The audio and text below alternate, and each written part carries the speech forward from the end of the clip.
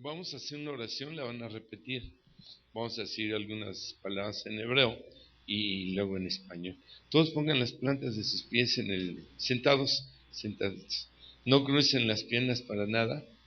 Las plantas de los pies en el suelo. Pongan sus manos y ponen así en sus... ¿Cómo se llama esto? Regazo, muslo. Para unos muslos y para otros regazo. Aquí, ¿ya? La palabra Neshama en hebreo significa alma. Y por una letra I en lugar de Neshama significa respiración. Entonces, en su raíz la palabra Neshama viene de Neshama, de respirar.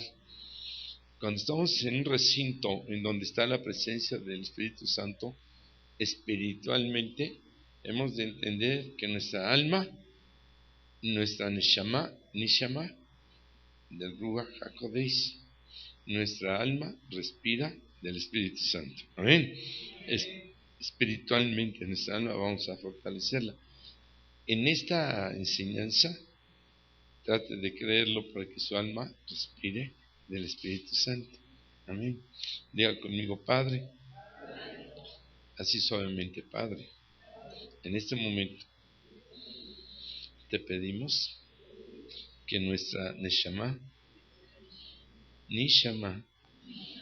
de tu Ruach HaKodesh respire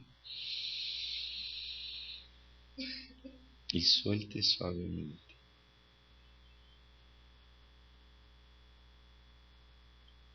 Una vez más.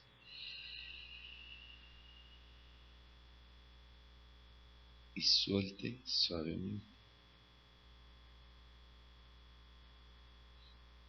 Una tercera ahora.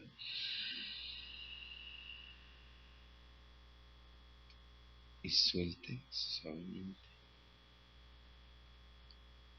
Repita. Desde tu Ein Sof, tu único lugar donde solo tú habitas, pedimos tu Or, tu luz, tu Zohar, tu resplandor, tu Shekinah, tu gloria, tu Shaddai, tu poder, sean en mi espíritu y sean en mi alma. Y declaro en el nombre de Yeshua HaMashiach, Adonai, que tuyo y mío es el reino, es el poder y es la gloria por todos los siglos y por toda mi vida. Y declaro que tú eres bueno y que para siempre es tu misericordia. Te confieso como el Kodosh, Adonai, Sebayot. Gracias por tus bendiciones y por tu espíritu. En el nombre de la Yod, Hei, Bo, Hei y de Yeshua, Adonai. A él sea toda la Shekinah, la gloria. En el amén, amén, amén y amén. Dale una ofrenda de aplausos al Señor. Amén. Aleluya. Aleluya. Gloria a Dios. Gloria a Dios. Amén. Bueno, cuando dijimos Shekinah y luego Shekinah es gloria. Shekinah, así lo mencionan los ángeles. Shekinah es el idioma aquí abajo. Como Kodosh, Adonai Sebayot, así lo mencionan arriba. Y aquí abajo el idioma normal es Kadosh, Adonai Sebaot. Igual las letras del Eterno es Yud, Hei, Bab, Hei, y se pronuncia Yod, Hei, Bob, Hei. Amén. Cuando un ángel les bendiga, más o menos son los saludos. Un ángel normalmente saluda así con estos textos. ¿Qué es una tradición? Bueno, una tradición es una costumbre.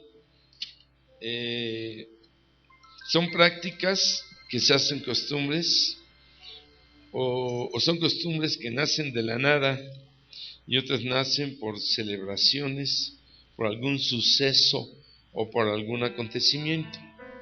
Las tradiciones no son en sí todas malas. Hay tradiciones malas y hay tradiciones buenas. Pero obvio que las malas no llevan un contexto bíblico.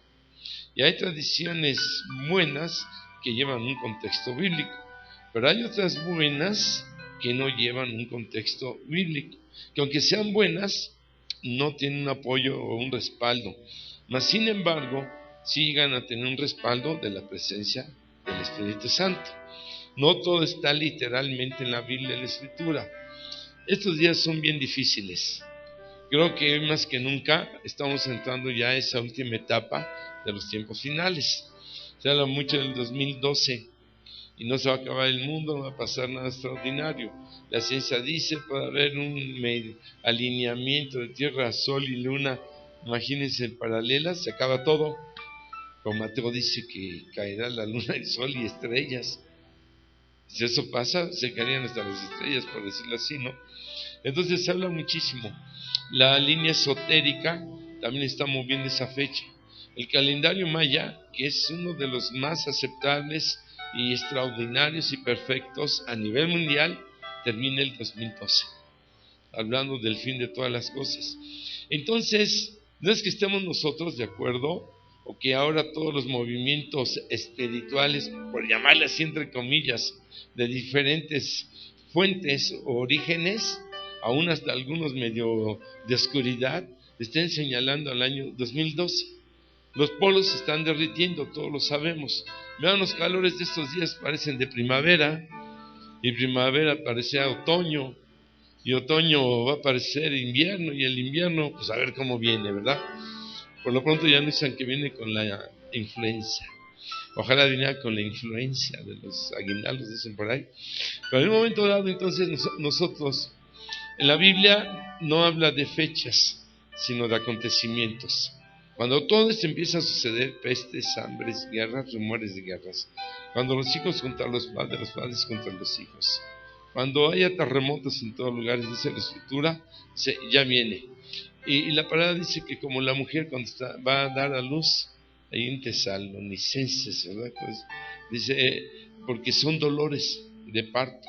Creo que estamos en esa semejanza, en el inicio de los dolores. Usted ve que llueve y cada vez llueve más fuerte, más inundaciones, más huracanes, los temblores más fuertes, cada temblar por Asia, por China y todo eso, ¿no? Entonces, espiritualmente hay muchísimas cosas. Por ahí yo tengo un libro que no se consigue tan fácilmente, o ya no se consigue. Pero empezar a conseguirlo es dificilísimo. Lo tienen que conocer y muchas cosas. Pero a mí me impactó el libro porque ahí viene una profecía de que los chinos iban a atacar al Tíbet, ahí donde están los tibetanos, que es una región, es un pueblo, y que tienen años atacándolos, pero que iban a sufrir las consecuencias. Ustedes saben que estos hombres del Tíbet tienen sus mantras, practican en el espíritu. Estoy hablando de ellos, esto no es doctrina nuestra. ¿Estamos de acuerdo? Se no van a decir, el pastor Hugo ya está tibetano, se sienten. Pero tienen un sonido no así, y en el espíritu fuertísimo. Cuando van contra ellos y los monjes, no sé si llegaron a ver en la televisión cómo maltrataban a los monjes tibetanos. Ellos tienen una enseñanza de amor, paz, bondad, como la que da nuestro Señor. No creen en Yeshua, ellos creen en la elevación del alma y todo eso. Pero ese tipo de meditaciones son fuertísimas. Entonces dice ahí esta profecía en este libro, que es un libro en claves, además hay que saber interpretarlo, que irán contra la región del Tíbet, tomarán mis sacerdotes, monjes, todo, pero se arrepentirán Dice, porque con las mantras, con sus cantos espirituales, dice, esos enemigos para los sacerdotes o los del Tíbet se serán derrotados, algo así. Y cuando yo veo en la televisión que los empezaron a atacar, dije, esta película ya la vi, porque me acordé de esa revelación. Un tiempo después, encontramos que viene una situación en China difícil, muy difícil. Llegó un terremoto y llegaron otras cosas por ahí. Y eso por la vivencia espiritual. No se puede contra lo espiritual. Así sean tibetanos a su manera y en su creencia. Así seamos creyentes en el Señor Yeshua. No se puede ir contra quien tiene más luz. Si me estoy explicando. Y aquí lo hicieron y a su manera. Bueno, mucha de nuestra ignorancia por ahí, luego no sabemos, ¿no? Yo hablé con un varón, un joven que le va a Buda, y me asombró la manera en cómo hablaba, con una paz y un amor, y no está en lugares donde hay mucho ruido, fiestas, todo eso. Una vida muy bonita. Yo hasta pensé que era creyente como nosotros. Ya te le voy a decir, ¿quién es tu pastor? ¿A qué iglesia vas? ¿De qué denominación eres? Ahí danzan, ahí palmean, hablan lenguas, hay liberación, hay mesianismo. Y cuando dije, ¿a quién le vas? ¿A la América? Y él me dijo, no, dice, yo soy budista. Le digo, entonces tu Dios es Buda. Dice, no, no lo tenemos como Dios. Dije, caray, pues no tienen como Dios a Buda. No, simplemente como un maestro. Y lo que más enseña y lo que más aprendemos nosotros es el amor. Yo le hablé del amor de Yeshua, él me habló del amor de Buda. Le gané por una. Que por amor Yeshua murió y por amor resucitó. Y Buda se quedó muerto. Amén. Esto no quiere decir que si Buda existió haya sido un mal hombre. Cuando vemos la vida de Gandhi, un hombre que movió a todo un país, una nación increíble. En la India hay, creo, 600 dioses. Hay cantidad de dioses. Pero él nunca mencionó un Dios. Él solamente mencionó amor. Se lo estoy explicando, ¿verdad?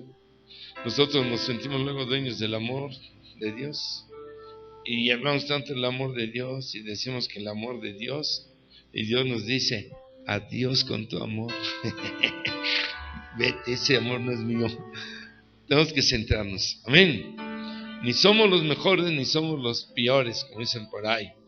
Pero por nada sentirnos los únicos, los mejores, los santos, la única iglesia, la perfecta, la santa. Y no va por ahí. Son características de una secta. Los que comercializan con la fe. Los que venden objetos para la fe. Los que tienen un jefe eclesiástico, jerárquico, como si fuera un dios. Fíjense que quien más nos tachan de sectas es la secta más perfecta y más grande. Son 15 características de una secta que tienen por ahí. Y es la que más avienta que todos son secta, menos ella. Y es la que cumple a la perfección todas las características de una secta. ¿Nosotros qué somos? Cántele el corito. Yo soy quien soy y no me parezco a nadie, sino solo a Jesús. Amén. Entonces, la vida está llena de tradiciones bonitas, malas, feas, estas se generan por prácticas, por costumbres. Unas son solo para sacar dinero, otras son solo para vanagloria de la gente, otras son muy bonitas, ayudan, pueden edificar, pueden hacer feliz a alguien. Otras son religiosas, otras son de Dios, otras no son de Dios, y por ahí. Pero, bueno, de acuerdo a la Escritura, las tradiciones son creadas por hombre. Según Matiteya, hablando Mateo 15:2, dice así: porque tus discípulos quebrantan la tradición de los ancianos. Colosenses 2:8, según las tradiciones de los hombres.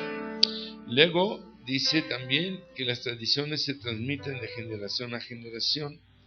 En Marcos 7:3, con vuestra tradición que habéis transmitido, que se transmiten, ¿sí? El que leímos de Mateo Matiteia 15:2 dice: porque tus discípulos quebrantan la tradición de los ancianos. Y Colosenses 2:8 habla de según las tradiciones de los hombres. Esta es una referencia, no son tradiciones malas, sino que habla de que las tradiciones son de los hombres y que los discípulos estaban quebrantando las tradiciones. En Marcos 7:13 dice que las tradiciones se transmiten, se pasan de generación a generación. También las tradiciones se adaptan o vienen para grupos exclusivos. Por ejemplo, dice de las tradiciones de los judíos en Gálatas 1:14. Gálatas 1:14. Entonces, en Marcos 7:3 hace una mención, un entendimiento de que una tradición va a depender o va a supervivir de acuerdo a su uso. Puede durar 10 años, 20, 100 años, de acuerdo a cómo las practiquen y cómo llega a la gente. Con esos 4 puntos sencillos, dependen del hombre, duran de acuerdo a la costumbre y cómo la vivan, que puede ser de grupos en especial, que se transmiten y que son de hombres y que se quebrantan. Tratamos de entender, ¿verdad?, que sí existen, que son reales, son verdaderas. ¿Cuál es el aspecto negativo de las tradiciones según la Biblia? 1, que pueden invalidar los mandatos de Dios. Mateo 15:6 dice así: así habéis invalidado el mandamiento de Dios por vuestra tradición. Marcos 7:9 dice así: bien invalidáis el mandamiento de Dios para guardar vuestra tradición. O sea que hay tradiciones que van en contra de los mandamientos del Señor en ese tiempo y en este tiempo también. Las tradiciones pueden hacer que se quebranten los mandamientos. 1, invalidar, y 2, quebrantar. Mateo 15:3 dice así: porque también vosotros quebrantáis el mandamiento de Dios por vuestra tradición. 1, invalidan, y 2, quebrantan. 3, puede ser que abandonen los mandamientos de Dios. 1, invalidan, el segundo texto habla de quebrantar, y 3, que se alejen o dejen los mandamientos. Y dice así Marcos 7:8: porque dejando el mandamiento de Dios, os aferráis a la tradición de los hombres. Y 4, que también por medio de las tradiciones se puede engañar, la persona puede ser engañada. También eso nos lo advierte en Colosenses 2:8, que dice así: las tradiciones pueden llegar a invalidar, quebrantar y dejar los mandamientos del Eterno. Colosenses 2:8 habla de que no debemos ser engañados por filosofías y huecas sutilezas según las tradiciones de los hombres, es lo que dice. Y según las tradiciones de los hombres, por sus huecas sutilezas y filosofías según sus tradiciones. Entonces ahí podemos nosotros ser engañados, ¿no?, en cierta manera. Pero también en algunos casos se mencionan las tradiciones como algo positivo o benéfico. Dice en 1 Corintios 11:2: os alabo, hermanos, porque en todo os acordáis de mí y retenéis las tradiciones tal como las entregué. Esta es la traducción de Jerusalén. La Reina Valera dice instrucción. La de Jerusalén, que es católica o considerada católica, habla en el sentido de tradiciones en lugar de instrucciones en este sentido. Ahora, ¿por qué nosotros no aceptamos en mucho las tradiciones? La Iglesia Católica dice que su fe se basa y se fundamenta en la Escritura más las tradiciones.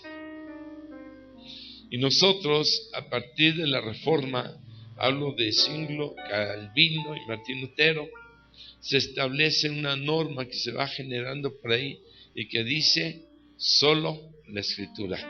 Amén. En la Iglesia Católica, otra vez repito, es la Escritura más las tradiciones, que en un porcentaje altísimo, casi es un 90% de tradiciones con un 10% de la Escritura. Esta es la gran diferencia. Y las fallas. Nosotros tenemos las fallas, tenemos la Escritura y también tenemos algunas tradiciones que, por muy buenas que sean, de alguna forma no son escriturales. Son reforzadas y apoyadas o respaldadas por el Espíritu Santo, pero también tenemos nuestras cositas nosotros por ahí. Entonces, el punto en la iglesia evangélica es ese, ¿verdad? Solo la Escritura. Y Roma dice la Escritura más las tradiciones. Los helenistas es la influencia griega, así se les llaman los helenistas, que de ahí viene mucho el cristianismo, o en un 90% en este sentido. Ellos rechazan el hebreo como la lengua natural y como la lengua en la cual se reveló Dios y por medio de los hombres. Entonces, dentro de la traducción de la Escritura, para empezar con los primeros problemas, es que no se puede combinar, no se puede mezclar y no se puede traducir de un lenguaje divino y sagrado a un lenguaje pagano. Ya me estoy explicando. Ya desde ahí es una bombotota. Nosotros predicamos y el Señor va a usar el griego, el alemán, todo idioma, y Él se glorifica. Aleluya. Porque su voluntad es esa. Pero quienes ya conocemos, si nosotros regresamos a las sendas antiguas, que de antiguas no es legalismo, que de antiguo no es ley, ni es hacerse judío, por eso son estas pláticas para salir de una ignorancia respetable, porque mientras no conocemos, no es una ignorancia así, de esas feas, ¿no? A mí un pastor me decía, tú estás mal, y eso no es así, quién sabe qué. Y yo, bueno, está bien, yo estoy mal, pero casi leí 70 libros, entre libros judíos, romanos y la Escritura. Y llego a esto. ¿Has leído algo de esto? No. Pero ¿cómo hablas? Tú hablas por ignorancia. Yo hablo por estudios, por conocimiento, por experiencia y por lo que el Espíritu Santo me ha dado. Pues entonces, hablando solo, como dicen por ahí, para cada bocón se necesita un orejón. Solo por lo que te dicen y solo por lo que tú crees. Pero en las cosas de Dios no es lo que tú crees, lo que tú sientes, lo que te parece, lo que te gusta, sino lo que el Espíritu Santo revela y lo que el Espíritu Santo mueve. Amén. Y el mesianismo está a nivel mundial. Punto. Y no va a desplazar al cristianismo, no. Simplemente va a tomar el cristianismo para que regrese a sus raíces hebreas, para que tenga un fundamento más santo, más puro, más real y más verdadero, para que se nos quite todas las tradiciones que no vienen en la Biblia y que no edifican, porque hay unas que sí, y sobre todo que nos quite todo el romanismo que puede existir en ese sentido. César es un hombre romano, así es que si aquí hay un César, le vamos a poner José. No es cierto, no vamos a ese grado. Estamos bromeando, no vamos un momento a ese tipo de cosas, no va por ahí. Por cosas que sí afectan, cosas que son de hombres, por muy religiosos, muy buenos y muy santos, y que van en contra de la Escritura. Sencillamente, nosotros, ¿por qué no bautizamos niños? Porque la Escritura no enseña que se bauticen los niños. Jesús, el Señor, no se bautizó siendo niño. Y en la Biblia, ya lo de la católica, no aparece un solo bautismo de niños. Pero Roma los bautiza niños para injertarlos como miembros de la iglesia desde niños. Asegurar. La Biblia dice que todo aquel que se arrepienta de sus pecados y siente el cambio de vida, y crea que Jesús es el Señor y que murió, resucitó y perdona los pecados y sigue con Él, tiene esa vida nueva, vida eterna, pecados perdonados. Amén. Pero un bebé, ¿de qué pecados y de qué y todo y eso? Entonces, esta es una doctrina de hombre que va en contra de lo que el Señor estableció en este sentido. Es uno de los muchos ejemplos. Bueno, vámonos rápido por el tiempo. Entonces, para quienes están con el helenismo, todo lo griego, e inclusive tal vez no lo saben en un momento dado, no se van a dar cuenta de muchas cosas de estas. Hay un texto muy bonito. Nosotros creemos que la palabra es para todos, que el Espíritu Santo es para todos, que el amor de Dios es para todos, pero no todos lo quieren recibir ni lo quieren aceptar. Fíjense lo que dice Gálatas capítulo 3, escribanlo por ahí, del verso 26 al 29. Gálatas capítulo 3, versículo 26 al 29.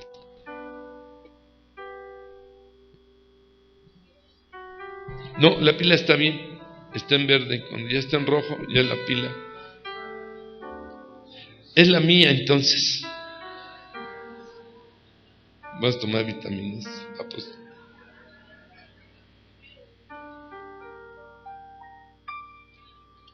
¡Wow! Esto no sabe jugo de tomate. Bueno, vámonos rápido para que no se me baje la pila. Dice así, en esta versión hebrea, pues todos son hijos de Elohim por la fe en Yeshua. Porque todos los que habéis sido bautizados en el Mesías, del Mesías están revestidos. Ya no hay judío, ni griego, ni esclavo, ni libre. No hay varón ni mujer, porque todos vosotros sois uno en el Mesías Yeshua. Y si vosotros sois del Mesías, ciertamente, por ser de él, fíjese lo que dice, ciertamente el linaje de Abraham sois y herederos según la promesa. Amén.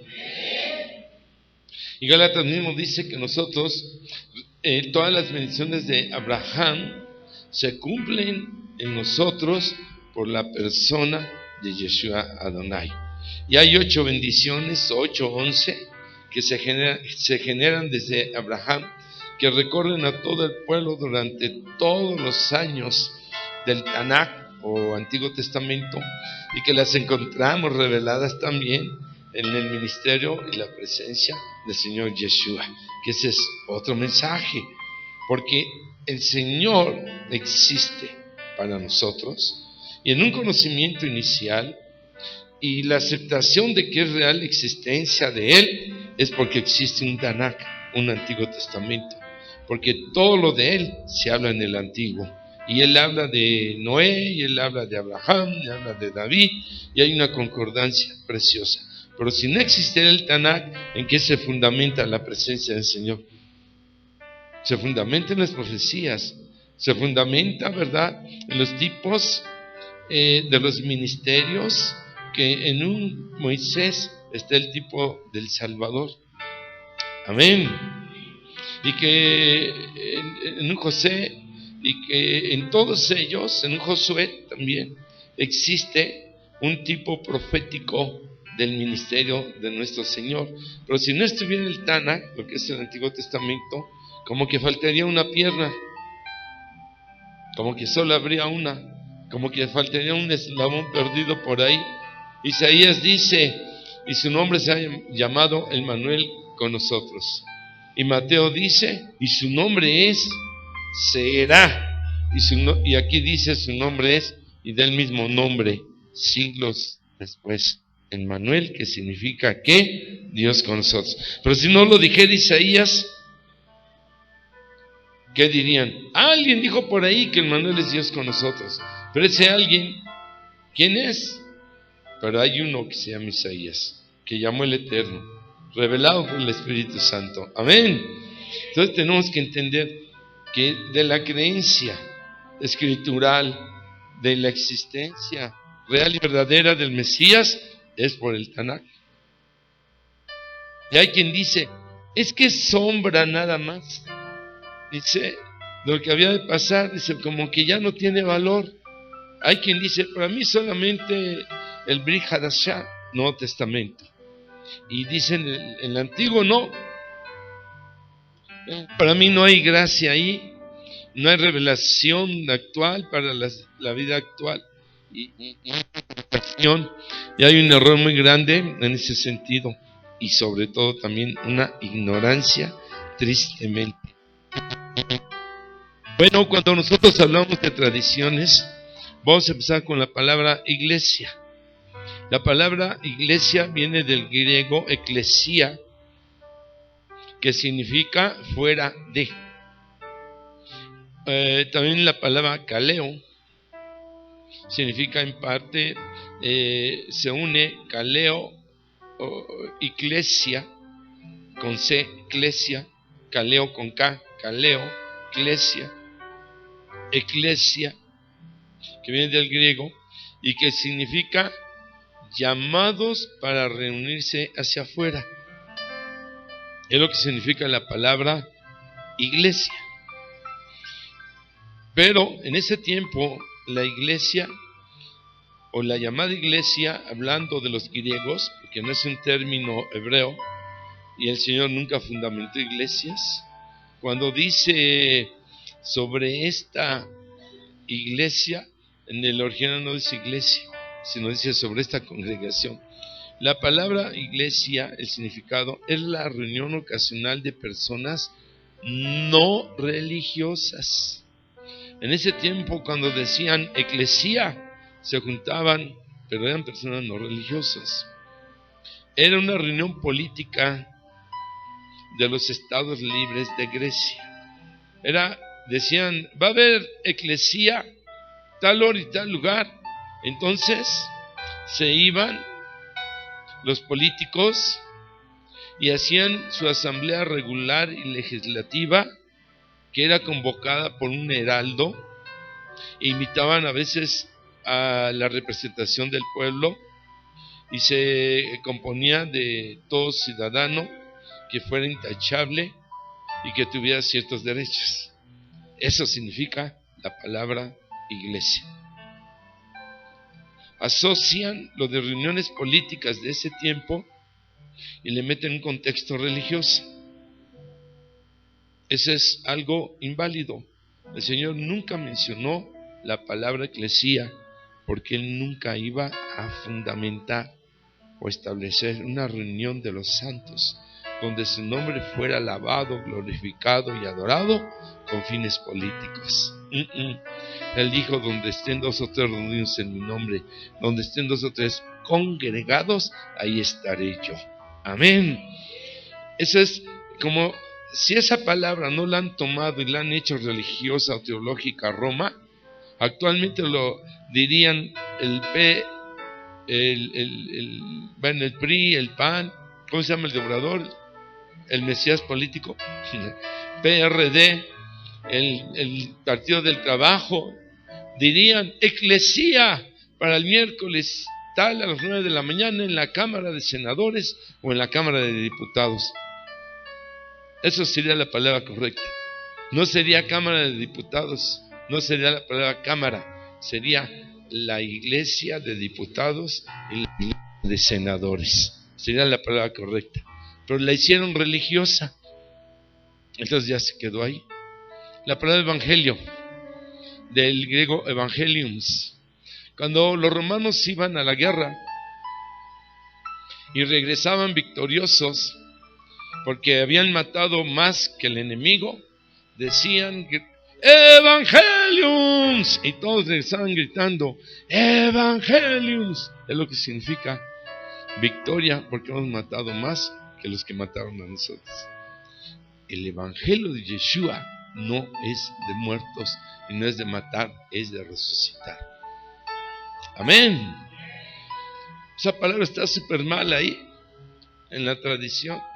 Por eso cuando predicamos en Hermosillo y que terminamos, los pastores lloraban, me decían, ¿y ahora qué predico? Y digo, pues es la misma pregunta que yo tengo, que si yo predico así me van a correr, no sé cómo, pero es de hombre, eso es de Dios. Estamos bien, son cosas fuertes, pero bueno, hay los estudios, hay los libros, hay lo todo. Hay una enciclopedia católica buenísima, ahí viene todo esto en parte. Es uno de los libros donde viene mucho, pero es difícil conseguirla. Tiene que ir a una librería católica que no todas la tienen y todo eso y conseguirla, ¿no? Entonces, ese es evangelio, esa es la palabra iglesia. En lugar de iglesia le llamaban la congregación, la Keilah, eran grupos pequeños en donde se reunían, y ya luego la sinagoga y el templo, sinagoga, Keilah, pero nunca usaron la palabra iglesia y nunca hablaron de un mensaje como evangelio. Era el mensaje del amor, el mensaje del perdón, simplemente decían el mensaje. Otro aspecto de los errores de traducción, porque Reina y Valera, como decíamos ayer, fueron traductores, pero eran monjes católicos y bajo un contexto como monjes españoles hacen la traducción. Hay una revista presbiteriana que se llama El Faro, incluso hay una librería. En esa revista hay un artículo interesantísimo donde dice que Reina y Valera como monjes no sabían el hebreo, que tenían que andar consultando para la traducción. Reina hace unas traducciones y Valera después medio las corrige y traduce otros libros que no había traducido Reina. Por eso decía ayer que no hay Biblia ni evangélica ni católica, toda es católica. Si la nuestra es traducida por estos monjes, pero sin embargo es el tesoro más grande y es válido, está claro. El Señor lo está permitiendo. Ya después habla de que ellos se convirtieron. En ese aspecto de traducción hablábamos de un principio básico, que el judío de ese entonces y el de hoy, hebreo o israelita, jamás de los jamases va a asociarse o revolver el idioma revelado por Dios con idiomas paganos. Si alguien tiene la autoridad para traducir una Biblia del hebreo al francés, al inglés, al alemán, al español, tendría que ser un hebreo que conoce esos idiomas. Pero nuestra Biblia, como comentábamos ayer, como nos rebota del hebreo al griego y al latín, a otros idiomas de Europa, al inglés y luego al español. Y bueno, con tanto movimiento y todo eso, y las letras o palabras que luego cambian de acuerdo a las etapas y de acuerdo a la evolución, pues es obvio que nosotros predicamos quién sabe qué a veces, pero ese quién sabe qué, el Espíritu Santo lo toma y lo usa. Amén. Cuando hablamos nosotros, por ejemplo, el apóstol Pablo habla de que la armadura de Dios, y que dice que la espada está dando la armadura de un soldado romano. Ahí se está hablando en el original del uniforme de los sacerdotes de ese tiempo, de los que iban a la presencia y llevaban los pecados del pueblo, que cuando llega Masía, entonces ya no es necesario sacrificio de animales, ya fue sacrificado el cordero. Pero la armadura que da es el escudo de la fe, de la espada, del casco, cuando en ese tiempo las armas eran bañadas en sangre de gente que mataban en guerra y dedicadas al dios Odín de la guerra, para que quedaran consagradas y pudieran matar a muchos. Y es la que usan en la traducción para aplicarlo a un aspecto de fe y de protección, la armadura del soldado romano que se dedica a Odín y con sus armas las bañan de sangre y las consagran para más muertes. En lugar de dejarlo como estaba, con la vestidura sacerdotal, con el efod, las piedras de las 12 tribus, el significado del cinto, del bordón, de la casaca, de la lámina que dice santidad a Adonai, y de toda la vestidura, una enseñanza preciosísima. Esa es la verdadera armadura del soldado de Yeshua. Amén.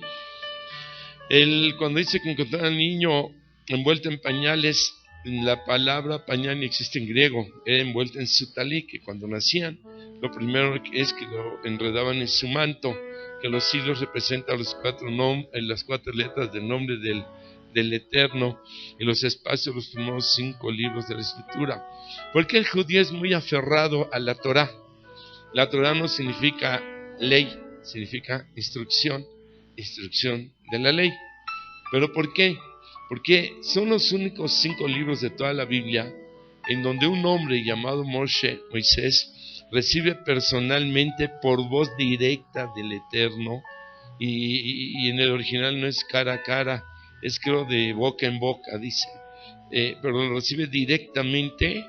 Todos los demás libros son porque el Espíritu Santo se los revela, hechos que vieron, escribieron, les dijeron, escribieron, pero en Moisés directamente es el único hombre. Por eso ellos hacen mucha mención a la Torá, lo que es equivocadamente traducido como Pentateuco. En lugar de dejar la instrucción, le ponen Penta de 5 libros primeros. Entonces, ¿para qué cambiar tanto, verdad? Antiguo Testamento, antiguo ya pasó, y Testamento es el delegado de la herencia de un muerto. La palabra de Antiguo Testamento en hebreo es Tanakh, y son las iniciales, en un momento dado, de todo lo que comprende el Tanakh, de profetas, sacerdotes, profetas menores y así, como un apócrifo de acróstico de cada nombre, y llega la palabra Tanakh en base a los que funcionaron, y Torah, los primeros 5 libros, en ese sentido. Entonces, cuando encontramos, por ejemplo, el Mateo, Marcos, Lucas y Juan, San Mateo, San Marcos, ahí vemos que la palabra San es lo que canoniza a los hombres, los hace santos. San Martín de Porres. Si hubiesen venido los que vinieron a la enseñanza de las bendiciones, yo les iba a decir, mire, ahora dése bendición a sí mismo y crea en la bendición de Dios del amor, en lugar de andar poniendo a San Antonio de cabeza para que le diga el amor, ¿no?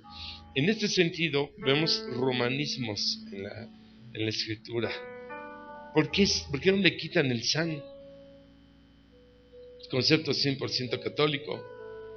Por ahí nosotros, y sobre todo que el único santo es Dios. Amén.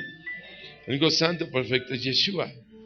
En la escritura no se enseña a adorar, ni a venerar, ni a arrodillarse, ni a pedir un solo milagro a ningún hombre considerado santo. A María, la misma María dice, háganle caso a él. Y Yeshua dice de María, cuando la andan buscando, y sus hermanos, te andan buscando tu madre y tus hermanos. Dice, pues mi madre y mis hermanos son los que hacen la voluntad del Padre, como diciendo, ellos no la están haciendo. En la Biblia no dice que María se fue sin ver muerte al cielo. Dice, si usted va a Jerusalén, a Israel, a Jerusalén, ahí los de turismo los llevan a visitar la tumba de María.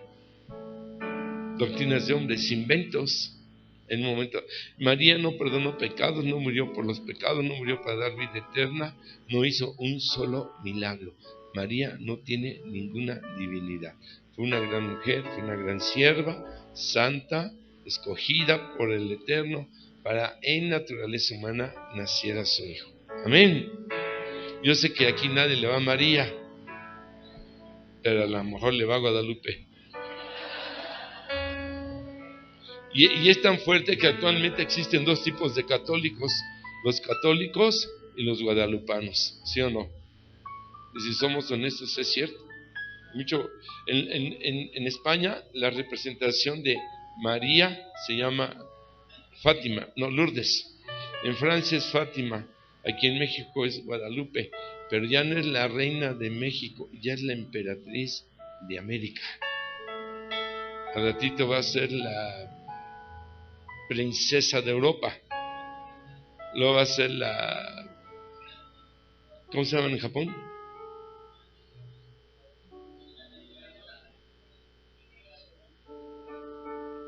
Por ahí dijeron la palabra. Sheila. Keisha. Ah, la Keisha de Japón. Y nombres y nombres que les ponen por ahí.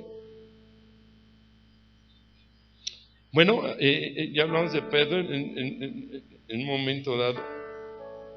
Uno de los símbolos máximos de la congregación, en Éxodo 25, 31 al 40, el Señor da instrucciones a Moshe de que haga un candelabro de 7 brazos, con oro macizo a martillazos. Tiene forma de almendra cada brazo, de nuez, de manzana, porque cada uno tiene su significado y porque los brazos llevan todo eso, que es otro estudio que daremos en otro congreso mesiánico, como también se menciona lo de la Magen David, la estrella de David, y otros puntos bien bonitos que hay, ¿no? Pero ¿por qué ese candelabro? Cuando vemos Apocalipsis, dice que cada iglesia tiene su candelabro. Entonces, y en el tabernáculo significa casa de adoración. En el lugar santísimo, lo que sería el santuario, está ahí el candelabro a un lado, y estaba iluminado día y noche, siempre encendido, porque representa la presencia del Espíritu Santo. Estaba hecho de una sola pieza, no era oro fundido que lo fueron labrando al fuego, lo sacaban, así como el shofar, ¿verdad? Entonces lo iban dándole forma, iban ahí martillándole y esculpiendo todas esas, las manzanitas, avellana, todo eso que lleva cada brazo con su enseñanza. Y tenía la base del aceite, que no debería de faltar ese tipo de almacén, y ahí estaba. Ahora, esto lo establece Éxodo 25, 31 al 40. Apocalipsis habla de que cada iglesia tiene su candelabro, y cuando nosotros buscamos, es Apocalipsis 1:20, ¿verdad? Y las 7 iglesias de Asia.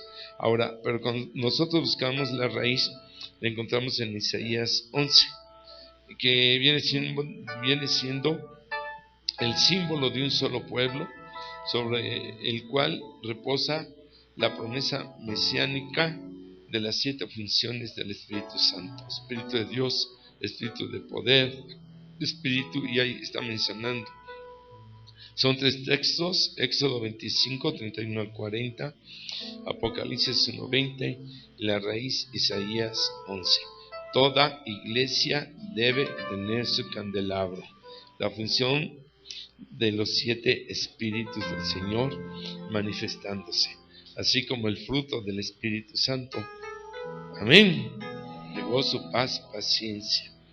Entonces, actualmente en la sinagoga los candelabros, hubiera bajado uno, no tienen luz, están apagados hasta que se reconstruya el templo que fue derrumbado, que solo queda la pared, que queda como la pared de los lamentos, y que están orando. Y explicamos ayer el por qué siempre agachan la cabeza, ¿no? En un momento dado.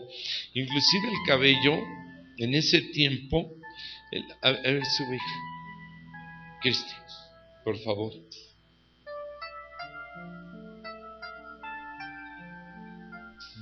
A de espaldas a mí. El cabello en ese tiempo, cuando decía que el hombre no es el cabello corto, cuando hablamos de las cervicales, que son las que mueven al cuello para humillarse, por eso el Señor decía, duro de cerviz, porque se mantenía erguido y orgulloso, no eran capaz de humillarse.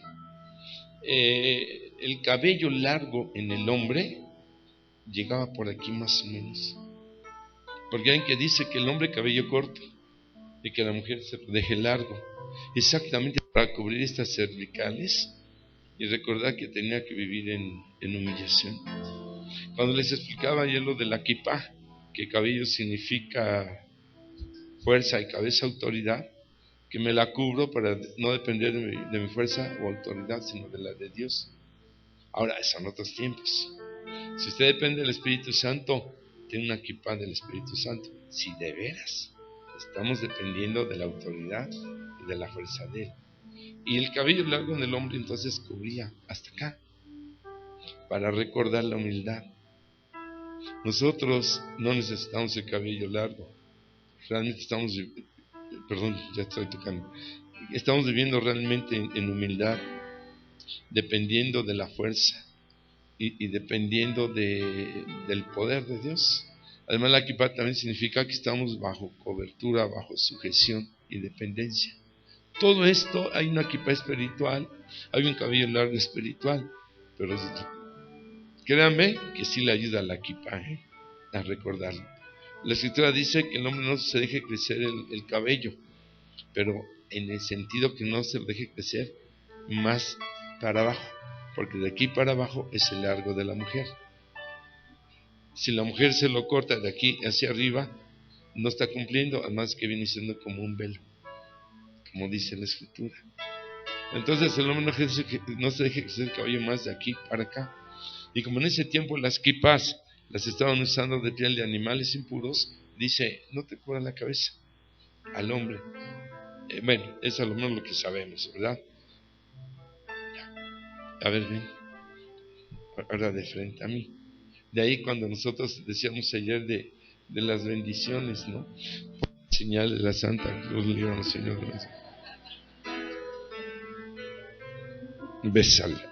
Bueno, había una bendición que se usaba y que decía: Cristina, yo te bendigo con la bendición del Altísimo.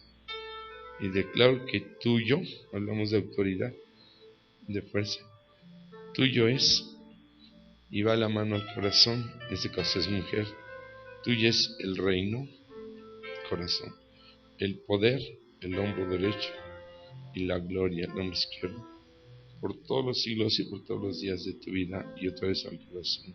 Amén. Entonces, cuando el esposo bendice así a la mujer al esposo, y los hijos a los padres y padres a los hijos, y Roma cambia todo esto por el obra pro nobis Santa María.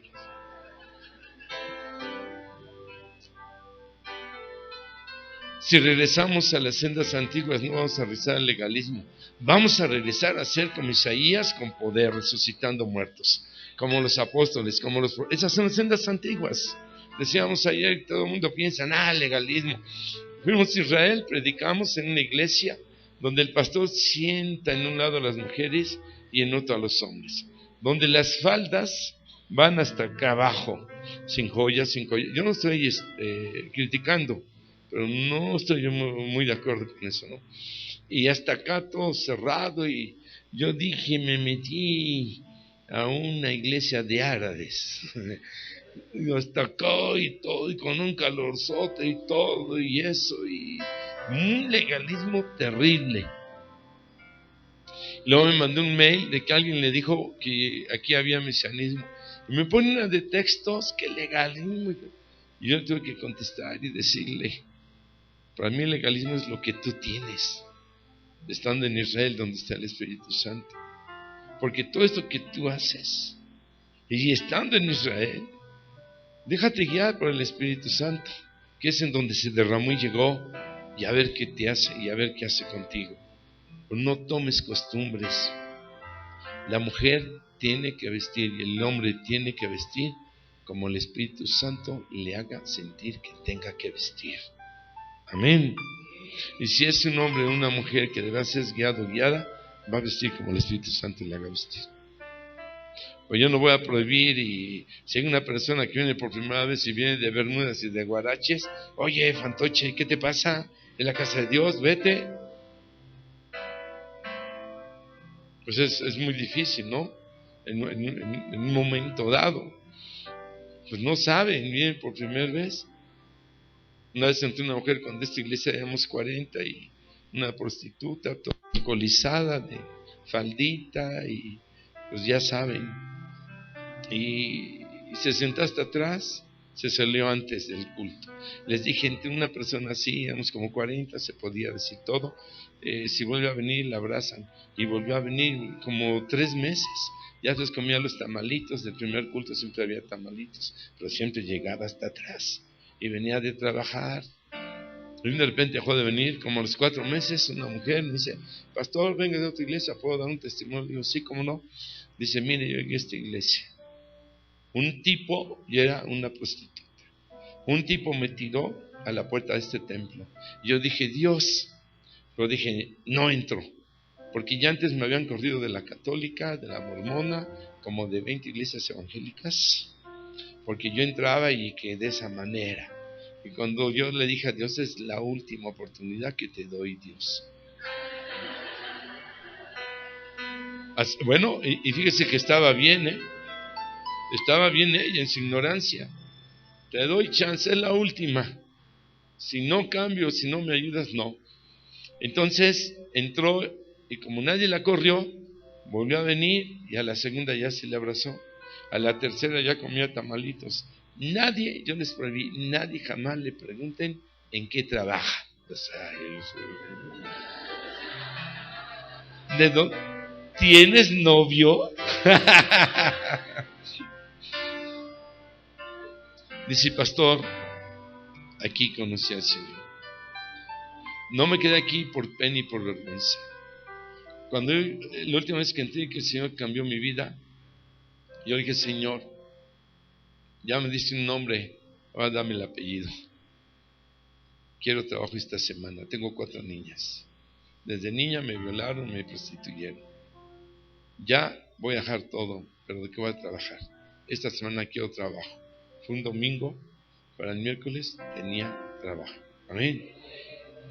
Todo porque la recibimos así. No es la ropa, no es la cáscara. Dios mira el corazón, como el de David. Amén. Como el suyo. Amén. Aleluya. Amén. Aleluya. Aleluya. Entonces imagínense, tenemos que ver eso, ¿no? Claro, que si es una mujer que trae una falditita, ya creyente, toda una faldita hasta aquí, y de aquí hasta acá, y que siempre andan así, que no sé por qué se la ponen, si se bajan esto y se bajan lo de acá, se suben aquí, se suben la de acá. ¡Ay, qué bonito danza, hermana! Y se van así.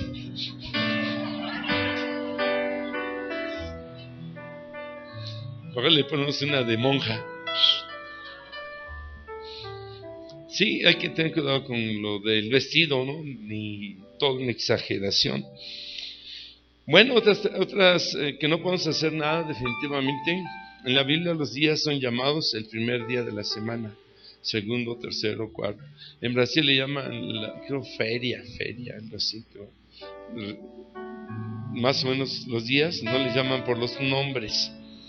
En ese tiempo, el mes, hablando de los meses primero, por ejemplo, enero era el Pritilix, que significa primero, febrero Sectilis, marzo Tertilis, Cuartilis, Quintilis mayo, Sextilis junio, Quintilis julio, Sextilis agosto, Septilis septiembre, Octilis octubre, Novitilis noviembre, Dicitiles diciembre, Oncitiles ya no hay. Así se llamaban. Escucha lo que dice aquí. Se tenían 365 días pertinentes para compensar el exceso de casi 6 horas y que por año se estaban agregando un día, más cada 4 años se agregaban un día. Roma establece el calendario juliano, así llamado gregoriano juliano, por lo griego y por el emperador Julio, de acuerdo a la rotación de la Tierra con la Luna. Cuando el Señor establece su calendario de acuerdo a la rotación,